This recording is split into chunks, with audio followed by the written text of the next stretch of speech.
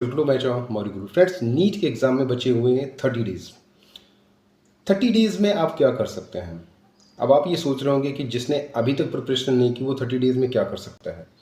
मैं भी ये बात मानता हूँ कि अभी तक जो भी आपने प्रिपरेशन की है वो भी मैटर करता है, साथ ही साथ ये जो आने वाले 30 डेज हैं मोस्ट इम्पॉर्टेंट है, बहुत ही ज़्यादा इंपॉर्टेंट है। एक एक सेकेंड यहाँ पे इंपॉर्टेंट है। क्यों मैं ऐसा कह रहा हूँ?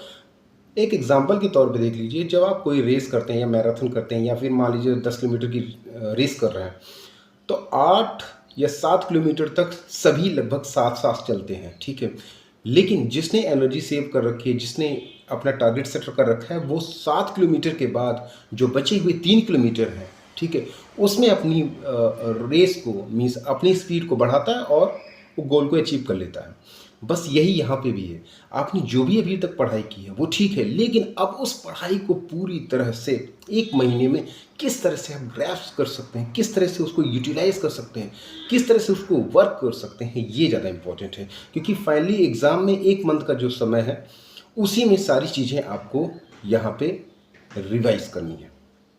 तो इस वीडियो में हम बात करेंगे क्या क्या करना है। पहली बात यह है कि जितना भी टॉपिक आपने पढ़ा है अभी तक, सबका revision, regular revision, per day revision, हर सब्जेक्ट का revision, that is most important, ठीक है। अगर आपने फार्मूला बुक बनाई हुई है, चाहे फिज़िकल केमिस्ट्री हो या फिर आपका फिज़िक्स हो, इन फार्मूला बुक्स पे आपको पूरी तरह से कमांड होना चाहिए। क्योंकि बहुत सारे बच्चे ऐसी सिली मिस्टेक भी करते हैं एग्ज़ाम में, जिससे कि उन्हें कहीं ना कहीं नेगेटिव मार्किंग का विक्टिम होना पड़ता है। तो इस तरह की सिली मिस्टेक्स पे ध्यान दीजिए।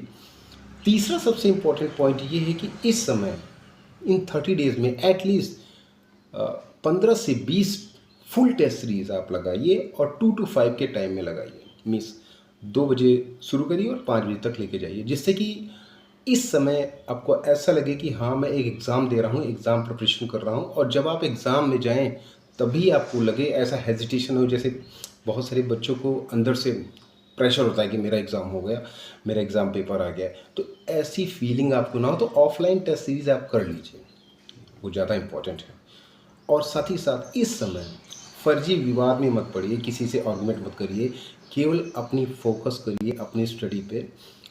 30 दिन बाद जो कुछ करना है आप कर सकते हैं, लेकिन 30 दिन में आपको किसी भी एक्स्ट्रा जो करिकुलर एक्टिविटीज़ है उसमें इन्वॉल्व नहीं होना है। मोबाइल से जितना दूर रहेंगे उतना फ़ायदेमंद रहेगा, क्योंकि मोबाइल में 10 तरह की चीज़ें आएंगी, वॉर से रिलेटेड आएंगी। इस समय बहुत ज़्यादा नेगेटिविटी फैली हुई है। उन नेगेटिविटी से दूर होके आपको अपनी काम पे फोकस करना चाहिए। क्योंकि अ, देख रहे होंगे ग्लोबल किस तरह से डिस्टर्ब हो रहा है। बहुत सारे लोग कह रहे हैं जॉब खत्म हो जाएगी, बहुत सारे कह रहे हैं ये करो, ये हो जाएगा, वो हो जाएगा। ये सारी चीज़ें अवॉइड करिए, क्योंकि इस समय मेनली फोकस होता है, ये सारी चीज़ें बैलेंस हो जाएंगी। मेनली फोकस होना चाहिए आपका एग्ज़ाम पे। इन सभी चीज़ों पे फोकस करिए और किसी भी हालत में अपने आप को डाउन फील करिए। जहाँ डाउन फील किया आपने तो आपकी प्रिपरेशन पे सीधा सीधा इफेक्ट पड़ता है। इस समय आपकी कंडीशन चाहे कितनी भी ख़राब हो, होता क्या है कि कभी कभी क्या होता है कि घर में कुछ दिक्कत हो गई या बाहर कुछ दिक्कत होगी, जिससे कि हमको प्रभाव पड़ता है उससे। लेकिन एटलीस्ट उस पर कम आपको माइंड करिए उन सब चीज़ों को, और फोकस केवल आपका इसी चीज़ पे होना चाहिए कि किसी तरह से हमको। और प्रैक्टिस सबसे ज़्यादा इंपॉर्टेंट है, क्योंकि नीट जैसे एग्ज़ाम में या फिर किसी कॉम्पिटेटिव एग्ज़ाम में जितनी ज़्यादा प्रैक्टिस करेंगे उतना ज़्यादा इंपॉर्टेंट होगा।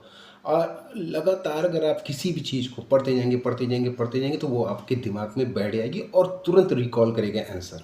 होता क्या है कि हम ऊपर ऊपर से पढ़ लेते हैं, लेकिन चीज़ों की बारीकी से अंदर नहीं जाते। तो थोड़ा सा घुमा के सवाल आता है तो हम उस सवाल को नहीं कर पाते। तो ये चीज़ें बारीकी तभी आपको पता चलेगी जब चीज़ें आपको कंठस्थ होंगी। एक एक चीज़ आपको आएगी तभी आपको बारीकी पता चलेगी। तो ये करिए और एक प्रॉपर टाइम मैनेज करिए। टाइम मैनेजमेंट इज़ की टू सक्सेस। टाइम करिए कि इस टाइम में हमको पढ़ना ही पढ़ना है। जितना ज़्यादा पढ़ाई कर सकते हैं उतना मैक्स टू मैक्स आप पढ़ने की कोशिश करिए, जितना ज़्यादा आप टाइम दे सकते हैं। क्योंकि time is the key to success. मैंने टाइम मैनेजमेंट ऑलरेडी बोला है। तो ये सारी चीज़ें बैलेंस करके चलेंगे तो 100% आपको सक्सेस मिलेगी मिलेगी 30 दिन में। बस केवल यही करना है। बाकी कुछ नहीं करना है, केवल जितनी प्रैक्टिस हो जाए प्रैक्टिस करिए, जितनी टेस्ट सीरीज हो जाए टेस्ट सीरीज करिए, और रिवीजन जो भी आपने अभी तक पढ़ा है डेली रिवीजन करिए, हर यूनिट का रिवीजन करिए। और इस समय ज़्यादा इधर उधर की बातों पे फोकस मत करिए, बस सिंपल सी एक गाइडलाइन है, इस पे फोकस करिए, एग्ज़ाम आपका क्वालिफाई हो जाएगा और अच्छे मार्क्स भी आएंगे। That's all.